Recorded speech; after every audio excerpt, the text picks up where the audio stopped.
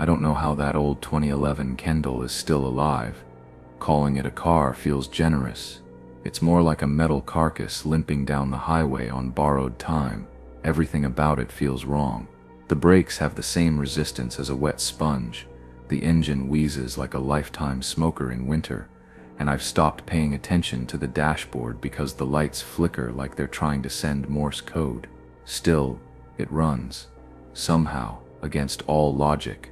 My parents talk like they're waiting for it to finally give out, like it's a sick dog they don't want to put down, but wouldn't be sad to see go. But in the meantime, guess who gets stuck driving it?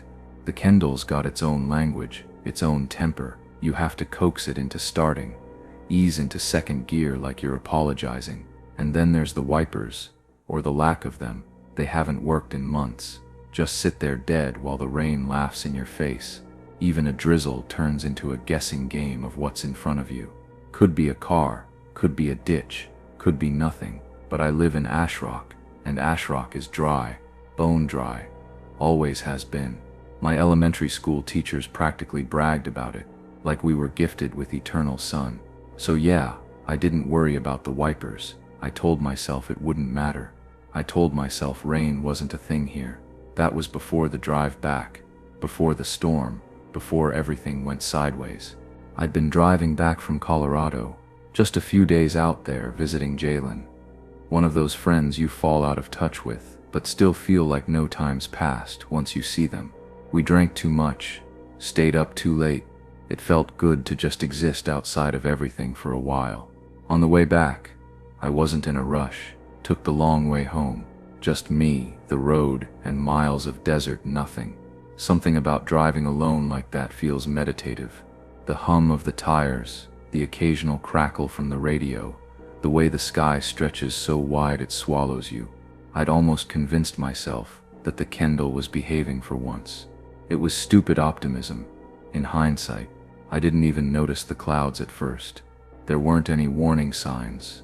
No darkening horizon or wind picking up. One minute everything was bright and dry. The next, a crack like the sky splitting open. Thunder, loud enough to jolt me upright in my seat. Then the rain came. Not just rain. It slammed down in sheets, a kind of sideways curtain that made everything vanish. The road, the shoulder, even the shape of the desert, gone in seconds. I couldn't see a damn thing. And with no wipers, I was basically driving blind.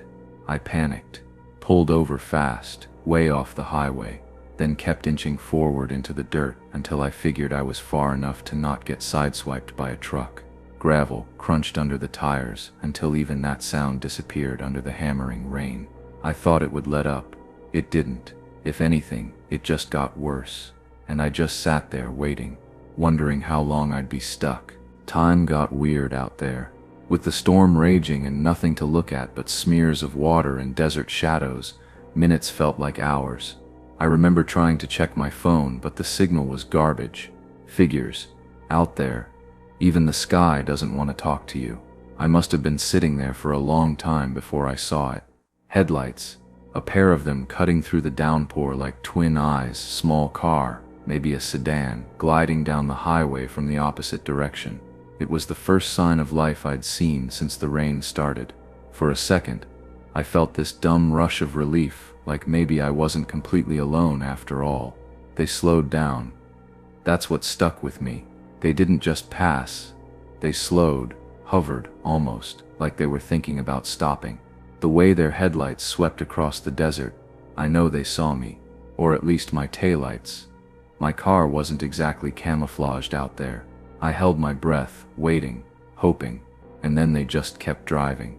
No brake lights, no turn signal, nothing, just sped back up and disappeared into the storm, like they'd changed their mind at the last second. I tried to tell myself maybe they didn't see me, maybe it was the rain, or the angle, or they were distracted, but I keep going back to that pause, that moment where it felt like they were deciding something, that little hesitation. I still think about that sometimes, who they were, what they saw, and why they didn't stop. Or worse, why they didn't want to. I tried to convince myself it was fine. Just wait it out, like I'd planned. Sit tight, let the storm burn itself out. It wasn't like I had a better option. The sun was dipping lower and lower behind the hills, dragging the temperature with it. Shadows started to stretch out across the rocks like they were alive. I've never liked the desert at night. It's not the cold or the emptiness, exactly. It's the way it feels like the world forgets you exist. In daylight, there's at least the illusion of control. At night, all of that vanishes. It's just darkness and silence, and whatever your brain decides to fill that silence with. And mine was working overtime. I kept telling myself I was alone out there. I hadn't seen another car aside from that one that bailed in over an hour. But the feeling wouldn't go away. That crawling sense that something was just off. Like I was being watched, maybe. Or like the landscape had shifted in some small way I couldn't quite pinpoint. It wasn't paranoia. Not really. More like a pressure I couldn't shake. I thought about turning the car back on. Just trying to push through it. The rain was still heavy, but if I took it slow, maybe I could crawl my way back to the road.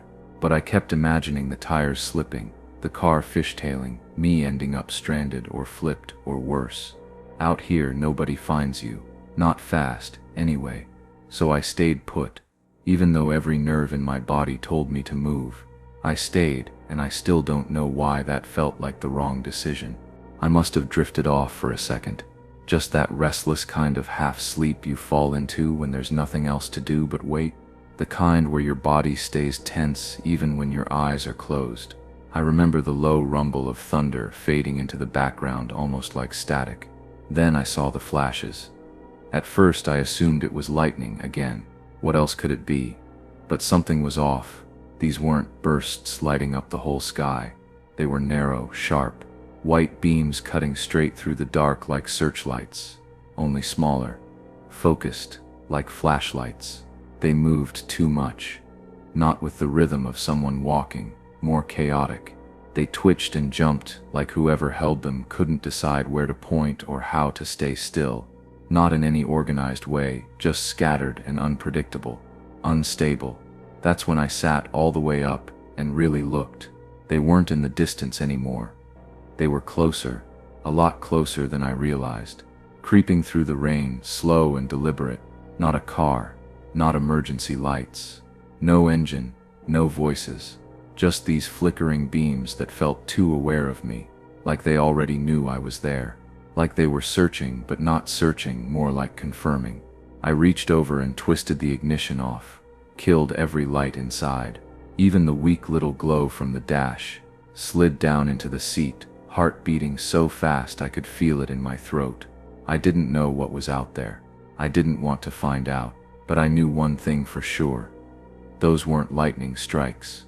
To this day, I can't explain what made me get out. It wasn't logic. It sure as hell wasn't safe. Maybe it was panic or some messed up survival instinct that confused movement with protection. All I know is that 1 second I was curled in the seat trying not to breathe. And the next I was throwing open the door and diving into the dark. Rain hit me like a wall, cold, heavy, soaking me instantly. I didn't care. I just ran low and fast, toward the only cover I could see, a jagged row of rocks, maybe 20-25 feet out. I dropped behind them, pressed my back into the cold stone trying to melt into it. My clothes clung to my skin, and every drop of water felt like it echoed off the rock. And still, all I could hear was my own heartbeat, loud, thudding in my ears. I remember thinking they might hear it too. That stupid thought wouldn't leave me. I peeked just enough to see them, 3 of them, just there, moving like their limbs didn't belong to them, like marionettes with their strings tangled, flashlights twitching through the rain, beams darting left and right like they couldn't focus on anything for more than a second, unstable, wired, off. They circled the Kendall, tense and twitchy, like they were looking for something. Someone. Then, one of them just raised his arm and fired into the sky. No words, no reason, just a sharp crack that ripped through the storm. I flinched so hard I bit the inside of my cheek, tasted blood, and then the lights went out. Just for a moment, and then they came back again, flickering like they knew I was watching, like they wanted me to. It didn't even feel like my voice when I finally called it in.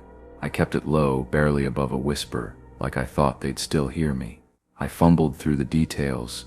Storm, figures, gunshot, hiding in the rocks like some hunted thing. I must have sounded insane. Maybe I was, a little. It felt like hours before the red and blue finally cut through the rain. I couldn't even bring myself to stand when I saw them, just stayed crouched there until the cop's beam found me. My legs were locked. My jaw was clenched so tight it hurt. The moment those lights hit the car, the three figures vanished. No hesitation, no scramble, just gone, like they'd evaporated into the storm. No footprints, no shouting, not even the sound of them running. The cop didn't look shocked, not even curious. He stepped out like it was routine, like this wasn't the kind of thing that twists your insides into knots. I tried to explain again, slower this time, but he just nodded like he already knew. Didn't ask questions, didn't take notes, just watched the dark like he was waiting for it to pass. That's the part I can't stop turning over in my head. That look in his eyes. Not fear, not confusion, just tired recognition. He stayed there with me until the rain thinned out enough to see the edge of the road again. Never offered to tow the Kindle, just said I was lucky it still ran. And that was it. No report, no backup, just silence. I haven't driven more than 20 miles alone since. Maybe I won't ever again. And sometimes, when I see flashing lights through the fog, I wonder if someone else is out there now, hiding behind the rocks. Wondering the same things I still don't have answers for. I'm not exactly sure when things started to shift, but I guess it was sometime after the breakup. I'd been with her for 2 years, and when it ended, it felt like a plug had been pulled somewhere deep in me. I was living about 25 minutes outside Burlington back then, in this quiet, forgettable little town. The kind of place you don't think about until you're stuck in it. My days blurred together, working odd hours, sleeping too much or not at all, going through the motions. I wasn't looking for answers, but I think I was looking for something, anything to hold on to. That's probably why I started going to church with my grandmother. I never made a conscious decision to join her. Not really. 1 week she asked, and I went. Then I went again, and then I just kept going. She was the kind of woman who never doubted anything. Not even when my grandfather passed. He was a big presence in our lives. Respected, dependable. His death hit her hard, but her faith didn't even crack. I watched her pray like she was speaking to someone who was definitely listening. I didn't get it, but I envied it. There was a peace in her that I couldn't reach. The church was old and quiet, mostly filled with people who'd known each other for decades. Wooden pews that creaked under weight, dim stained glass that didn't really catch the light anymore. I didn't believe in much. Not heaven, not hell, but there was something about being there that made me feel less untethered, less lost. I didn't expect anything to change. I didn't expect anything at all. But that's the thing about places like that. They always know more than you think. It wasn't a big church. Most Sundays felt like déjà vu, same murmured greetings, same hymns half sung out of tune, same group of locals who'd been sitting in the same pews for years. I didn't expect surprises in a place like that. So when I saw her, it was immediate. She stood out, not in a loud, flashy way, but like she didn't quite belong to the moment, like she was on a different frequency. I remember thinking she looked too young to be there alone. Her clothes were simple, nothing remarkable, but there was something about her posture, still but restless. She had that look in her eyes. I can't really describe, like she was watching something behind everything else. Not bored, not zoned out, but detached. Like her body was there, but her mind was miles away. And yet, somehow, she didn't look lost, just outside of it all. I tried not to stare during the service, but I kept glancing over. I couldn't help it. I didn't recognize her, and in a place that small, that meant something. Everyone knew everyone. Or at least everyone knew who didn't belong. After the service, I caught her by the side entrance. I think I mumbled something about the sermon, or maybe the weather. It wasn't a real conversation. She smiled, nodded, said a few words back. Just polite, nothing personal. But the moment sat with me longer than it should have. There was no reason for it to matter, but it did. And looking back, I still don't know if it was curiosity, loneliness, or something else entirely.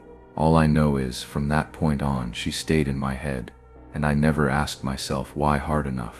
She showed up again the following Sunday, and that's when things shifted from curiosity to something heavier. I remember sitting next to my grandmother, trying to keep my head down like usual, but I couldn't stop watching her from a few pews over. She hadn't changed much. Same quiet expression, same stillness, but this time I noticed what she wasn't doing. Everyone around her moved like clockwork, standing, sitting, crossing themselves, murmuring the familiar words like muscle memory. But she just stood there, rigid, unmoving. Not in a disrespectful way exactly, but like the rhythm of it all didn't apply to her. Like she wasn't even aware there was a rhythm to follow. Her eyes didn't track the priest or the altar or the cross. They wandered, slowly, deliberately.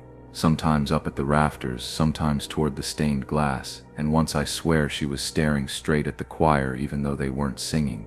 And it wasn't just looking. She was studying the room, like someone trying to memorize it, or maybe searching for something inside it. Not spiritual, not reverent, more like clinical, detached. I kept trying to rationalize it. Maybe she was new to church, maybe she didn't know the flow of things. But the more I watched, the more that explanation felt thin. There was something in the way she moved, or didn't move, that made my skin crawl. Not fear exactly, just a kind of slow, creeping discomfort. Like when you see a painting and realize the eyes don't quite line up right. I told myself I was overthinking it, that I was just projecting. But even now, I remember the way she looked at that ceiling like something was up there waiting. It didn't take long before we started messaging outside of church. Nothing heavy at first. Just quick replies, a couple jokes, little check-ins.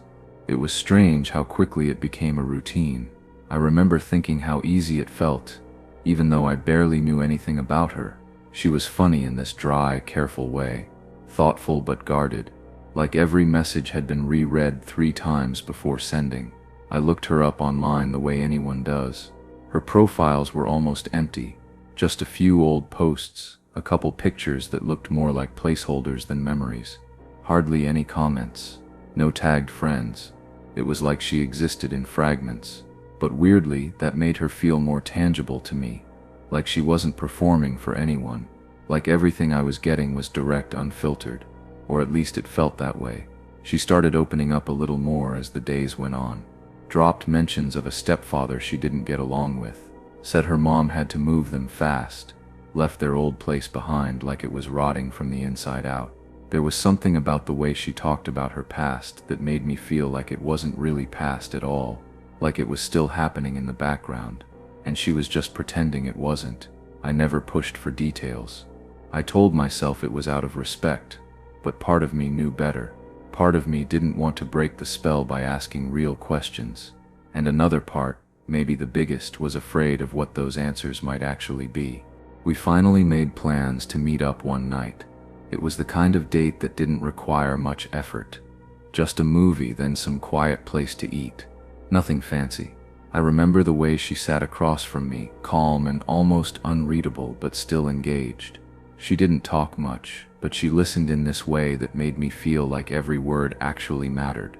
She smiled when I told stories, even laughed a little, though sometimes I couldn't tell if it was genuine or just polite, but I didn't care.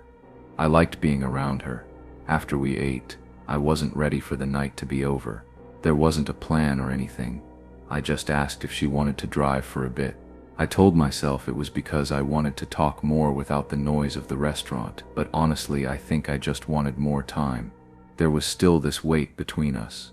Not bad, just unspoken. Like I was waiting for something I didn't have a name for. We ended up on this stretch of road just outside town. One of those long, narrow ones, barely lit, surrounded by trees on both sides. I'd driven it before, but never at night. And definitely never with someone in the passenger seat. Everything around us blurred into dark shapes, branches leaning in, shadows shifting with every curve of the road. It should have felt peaceful. It almost did, but there was a moment, barely anything, when I glanced over at her and realized I couldn't read her expression at all. Not confused, not happy, just distant. Like she wasn't even in the car anymore. Like part of her had stayed behind somewhere and the rest of her hadn't noticed yet. It's still hard to tell when exactly things turned. One minute we were just driving, quiet but comfortable, and the next something cracked. I didn't notice at first, just this subtle shift in the air, like the silence had teeth all of a sudden. Then I heard her voice. Low, rapid, almost mechanical. She was muttering something under her breath, but it wasn't English. It didn't even sound like anything I could place, just this rhythm of sharp syllables that made no sense but hit like static in my ears. I glanced over, expecting maybe she was singing to herself or zoning out. But what I saw, I've tried to explain it so many times, even to myself, and it never sounds real. Her head was tilted at this angle that just didn't look right, like she'd forgotten how to hold it up. Her eyes, wide, unblinking, had rolled back so far I couldn't see the irises anymore. Just white. Just this blank, inhuman white. I remember gasping. Not out loud, just this inward collapse of everything I thought I understood in that second. I swerved, almost hit the guardrail. My hands were slick on the wheel, and all I could think was that she needed help, that this was a seizure or some kind of episode, that I had to do something. But I was frozen. I managed to pull over and called for an ambulance, but the words barely made sense coming out. Her body was still, but vibrating somehow, like every muscle was on the edge of locking up. Then, like a switch flipped, it stopped. She turned her head toward me, just looked. Her face didn't show confusion or fear or anything human. And then she flung the door open and ran, full speed, straight into the trees without a single sound. She didn't even look back. The cops arrived with flashing lights that made everything feel even more surreal. I remember standing on the shoulder of that road, trying to piece together what just happened while the cold started to sink through my jacket. When they asked me what I saw, I told them, every detail, even the ones that made me sound unhinged. I watched their faces the whole time. They didn't flinch, they didn't laugh, just nodded and jotted things down like any of it made sense. I don't know if they were humoring me, or if this kind of thing happened more often than I thought. They searched the woods, dogs, flashlights, calls echoing through the trees, but nothing. No sign of her, no footprints, no torn clothing, just silence. After that night, it was like she had evaporated. Her number, out of service. Her Instagram, wiped clean. Not just deleted, gone. And when I asked around at church, the answers were even more unsettling. People acted like they didn't know who I was talking about. I don't mean they didn't remember her name. I mean they looked at me like I was making it up, like no one matching her description had ever been there. Ever. I reached out to a couple people from the college. She said she attended, searched forums, groups, old event pages. Nothing. It was like I'd imagined her. And I know how that sounds. I've asked myself more times than I can count if maybe I had some kind of breakdown. If I just invented her during a rough patch in my life. But I didn't. I know what I saw. I know what I felt. I don't think about her every day. But some days I wake up with her face still fresh in my mind. Those white eyes, that look right before she ran. And when that happens, everything else about home feels different. A little less real. A little harder to trust. I probably should have waited another day before heading back to Harrisburg, but something in me just wanted to get going. Not in a rush kind of way. More like an itch I couldn't place. Jules and I had been in Savannah for a few days, visiting old friends, doing the usual late nights, catching up, laughing too loud. Everything had been easy. Normal. But the second we packed up and pulled onto the highway, that feeling started crawling up the back of my neck. It wasn't anything dramatic. No sudden storm, no argument. The road was smooth, sky was blue, and the playlist was full of songs that should have made the drive feel like a road trip movie. Jules was in the passenger seat flipping through snacks, humming along, and still, I couldn't shake this heaviness in my chest. I kept looking in the rear view like something might be there just out of view. Not a car, not a person, just something.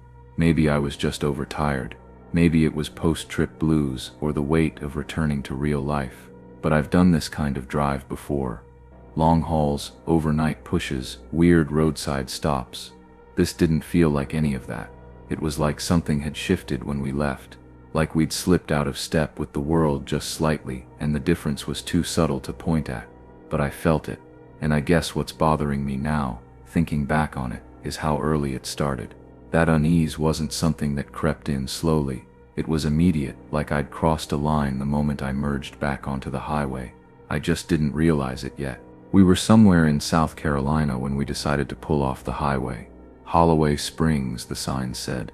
They were plastered everywhere, big, bright, shiny advertisements for antique shops, diners, historic sites. It looked like the kind of place you'd stop at when you wanted a bit of nostalgia or to stretch your legs in a town that promised something quaint, something memorable. I don't know why, but I had a good feeling about it, except when we actually drove in, it was like stepping into a different world, and not in the nice, charming way. No, this was the kind of town that felt deserted without actually being empty. The streets were quiet, sure, but not a peaceful quiet. More like the kind of quiet that makes you question whether the world had forgotten to keep moving. The buildings stood there, perfectly positioned, perfectly preserved. Some of them had that weathered, worn look, but not in a way that made them feel lived in. No, it was more like they'd been waiting for years for someone to come along and remind them they were supposed to be real. The paint was too even, the windows too still. It was like a photograph of a town rather than an actual place.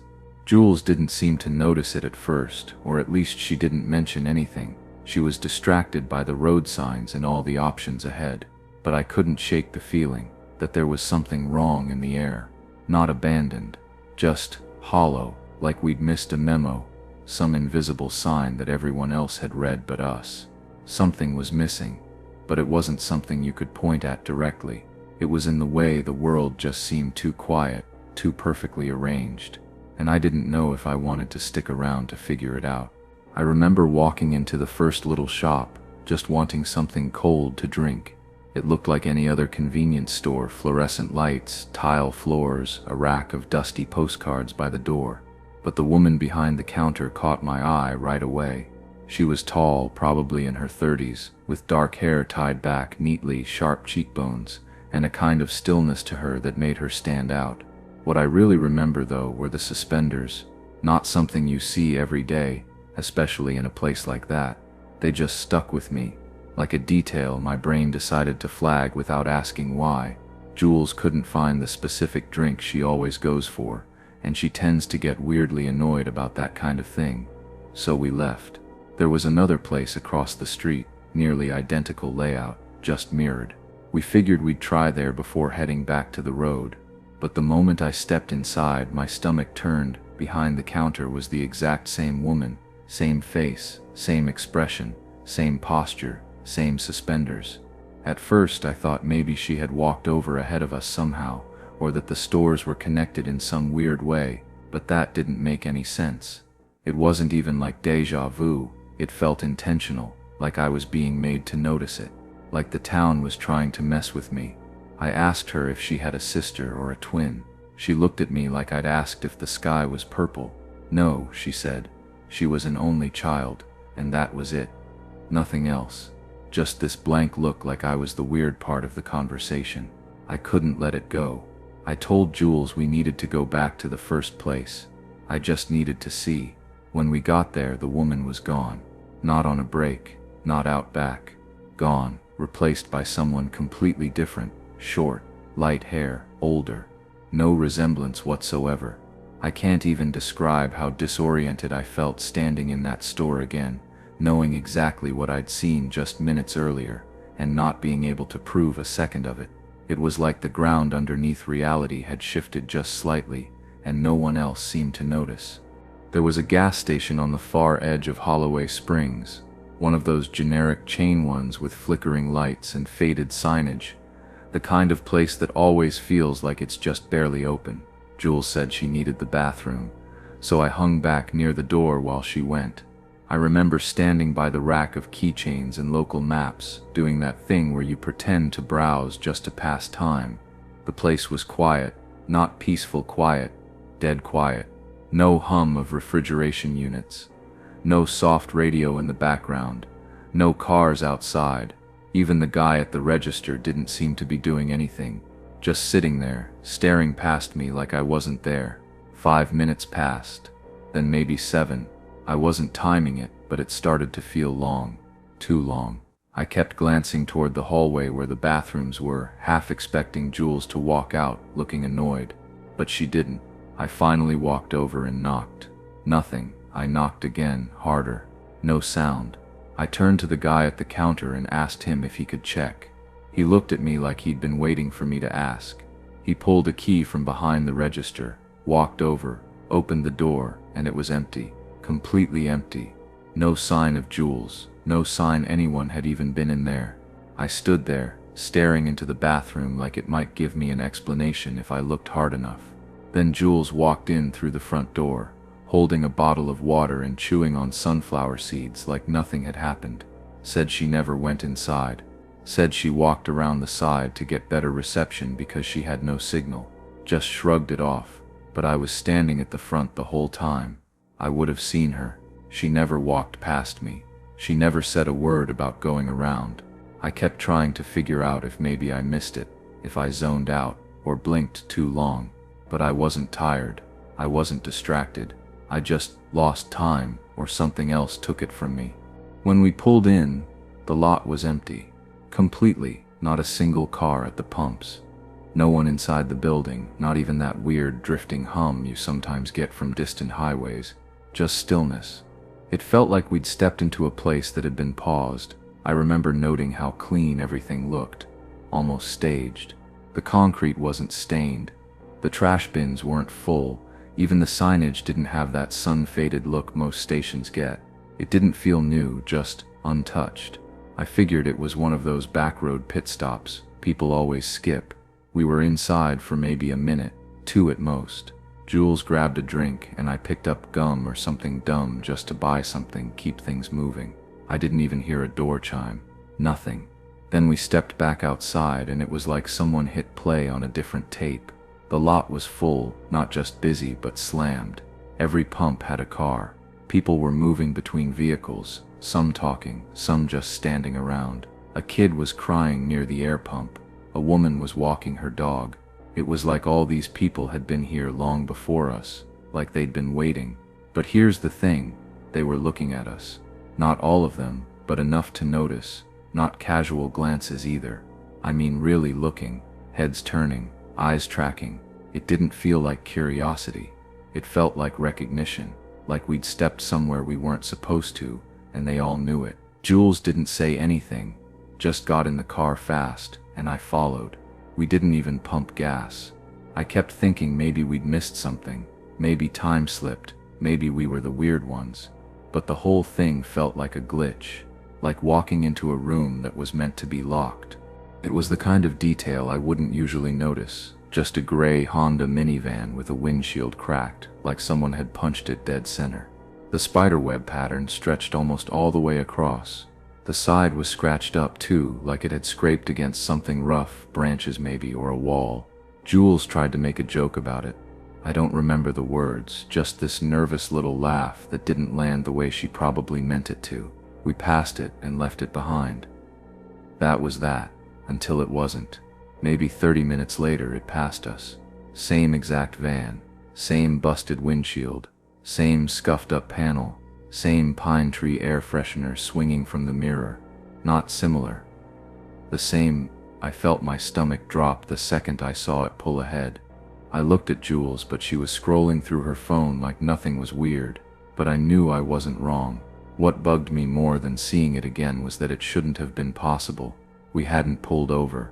There weren't any exits or side roads, not for miles. Just straight road through endless woods. No shoulder, no traffic, no way for something to loop back around. But somehow, it got ahead of us. Or maybe it never fell behind at all. I watched it until it disappeared into the distance, but part of me kept waiting for it to show up again. After a while, I started thinking maybe we weren't really moving, like the road was repeating itself, or we were stuck on some kind of loop and didn't know it yet. It was a stupid thought, but it wouldn't go away. I started checking the mirrors again. Not for the van, just for anything out of place. I can't tell you the exact moment I noticed it. Maybe it was right after that van passed again, like the repetition of it knocked something loose in my brain. Or maybe it was when the trees started looking too familiar, like they were mocking me for not catching on sooner. I glanced at the GPS, just out of habit, and froze. We were an hour ahead, not by time, by distance. Like we'd already traveled a full 60 miles I didn't remember. My hands were still on the wheel, still doing the work, but I couldn't account for any of it. I hadn't dozed off. Jules hadn't driven. There weren't any stops. Nothing in my memory to fill in the gap. I looked over at her. She had that blank look again. Not scared exactly. More like worn down. Like a thread that's been pulled too many times and is about to snap. I wanted to ask her if she noticed anything, if she felt off too, but I didn't. I just kept my eyes on the road, like that would keep us tethered to it, like I could will us back into something normal. The highway finally came into view, and I thought maybe that would break whatever it was. But even after merging back into familiar lanes, with regular cars and signs and traffic, the feeling stayed. That eerie, hollow pressure in my chest that told me we hadn't actually gotten away. I checked the GPS again. The route looked fine. The ETA was normal, but the feeling didn't go. And it still hasn't. Even now, weeks later, I'll be driving and suddenly think I've missed something. A whole hour, a whole stretch of road, like part of me never left that town. Or maybe I did, and something else came back in my place.